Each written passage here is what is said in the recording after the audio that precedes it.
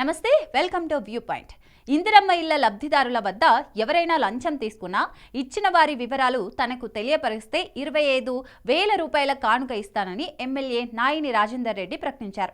అంతేకాదు, సొంత పార్టీ కార్యకర్తలైనా అధికారులైనా ఎవరైనా సరే పేద ప్రజల వద్ద లంచం తీసుకున్నట్లు తెలిస్తే వారిపై కఠిన చర్యలుంటాయని, కేసులు నమోదు చేయడంతో పాటు పార్టీ నుండి సస్పెండ్ చేస్తామని హెచ్చరికలు జారీ చేశారు.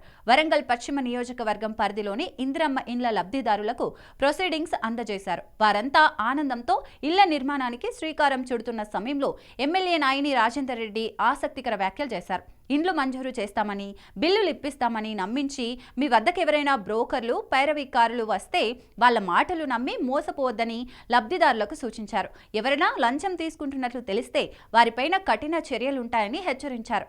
లంచం తీసుకున్న వారి వివరాలు తనకు తెలియబరిస్తే వారికి 25,000 రూపాయల కానుక ఇస్తానని ప్రకటించారు. ప్రతి పేదవాడికి ఉచితంగా ఇల్లు కట్టించాలనేదే ప్రభుత్వ సంకల్పమని, ఇల్లు లేని ప్రతి ఒక్కరూ ఇల్లు కట్టుకోవాలి తప్ప దళారుల చేతిలో మోసపోవద్దని సూచించారు నాయిని రాజేందర్ రెడ్డి.